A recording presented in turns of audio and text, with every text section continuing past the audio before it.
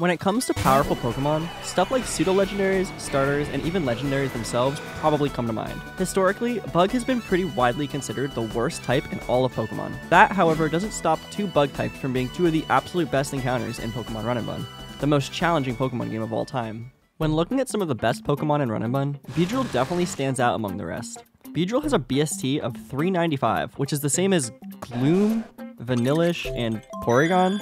Compared to some of the other contenders for best in the game, like Dragapult and Urshifu, Beedrill doesn't seem to have a lot going for it at first glance. Beedrill has two abilities that the player gets access to, in Swarm and Sniper, but neither of these are very useful in most situations, and aren't at all where Beedrill's strengths come from. As with any standard Pokemon game, you're able to find Wild Weedle at the very beginning of the game on Route 104, and while it's not the most impressive encounter in the early game, it makes the first Aqua Grunt as well as the beach and museum a lot easier. Aside from all that, and sometimes Brawly's Poliwhirl, it doesn't do a whole lot until after Flannery, the 5th gym leader. Beedrill really picks up here, and it's all due to its Mega Evolution. The trade-off is it's locked behind this double battle, but as long as you can get through it, you unlock one of the best Pokemon in the entire game. What makes Mega Beedrill so good, you might ask? Boasting an incredibly high 150 attack stat as well as an 145 speed stat, on top of its ability, Adaptability, which boosts your stab moves from 1.5 times damage to 2 times damage. Beedrill is extremely fast and does way too much damage. Base stats aside, Beedrill gets access to an extremely valuable tool in the move U-Turn, allowing you to bait KOs while dealing damage and switching out. On top of this, Beedrill also has fantastic coverage with Poison Jab, Leech Life, Drill Run, and Drill Peck, as well as some utility moves in Electro Web and Tailwind. Another thing that really makes Beedrill so useful is how it's able to abuse Run Bun's AI. In Run Bun, the AI is pretty simple when it comes to KOs. If the opposing Pokemon sees a KO and is faster than your Pokemon, then it will pretty much always go for that fast KO. Since base Beedrill's speed stat is a lot lower than its Mega counterpart, you can Mega Evolve against a Pokemon that sees a fast KO on Beedrill to immediately outspeed and switch out with U-Turn. This is useful against so many trainers. The amount of fast Psychic types that see KOs on Beedrill that you can take advantage of this with is insane.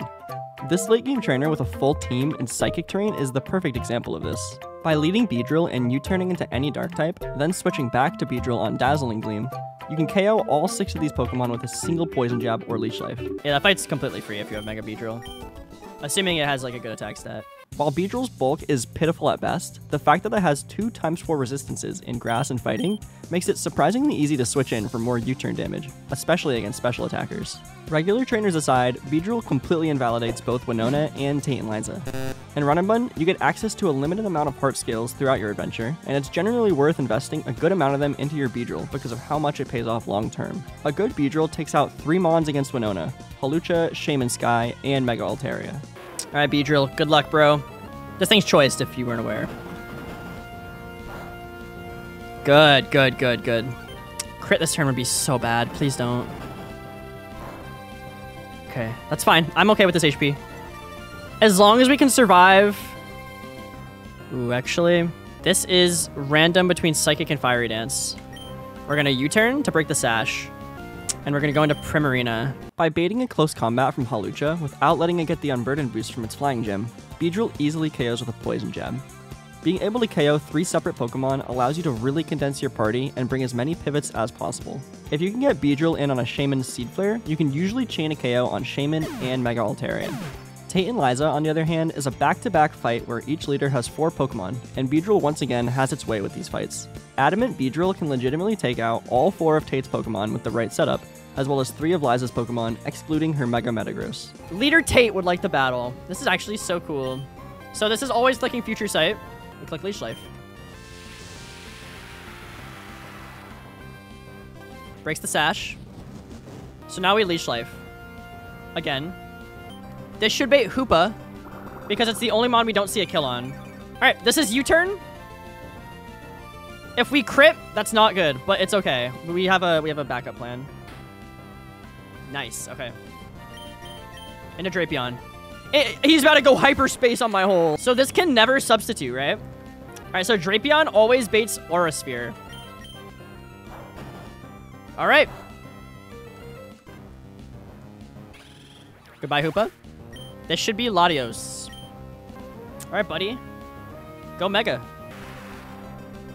Say goodbye. And here comes Zoroark. GG. GG part 1. Alright, Liza, let's run it. Alright, goodbye, Tapu Lele. This bait's in Metagross. It's honestly so cool seeing a Pokemon like Beedrill, that's often such a fan favorite, get the chance to shine in what's widely considered to be the hardest Pokemon game ever created.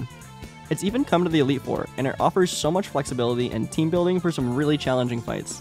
The other of these powerful bug-type Pokemon doesn't exactly falter in the BST department, but isn't exactly powerful because of its above-average stats.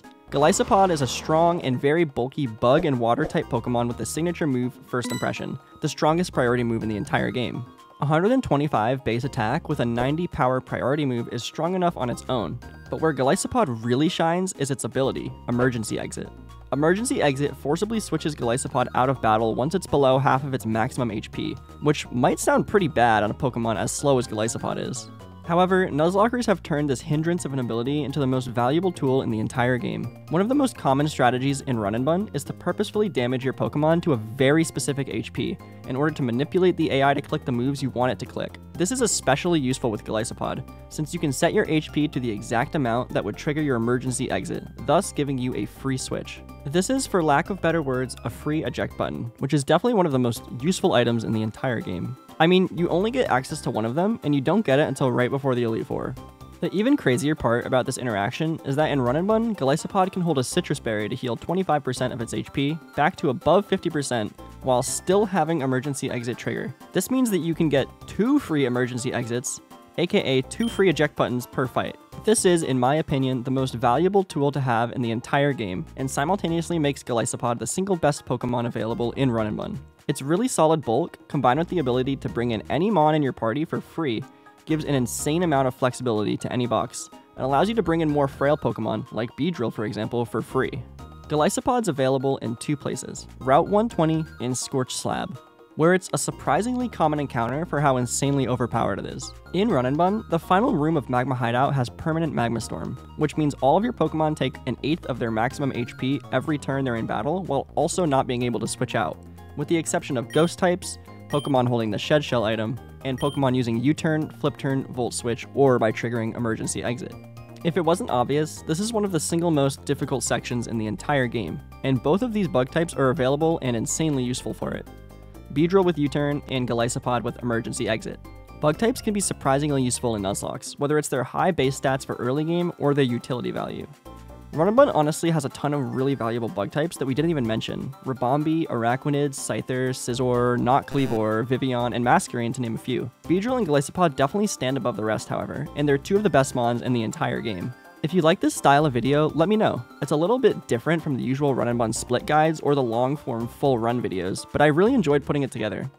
Be sure to like, comment, and subscribe if you did enjoy, and I don't really know how to do this YouTube outro thing. This is just kind of me winging it. Okay, bye!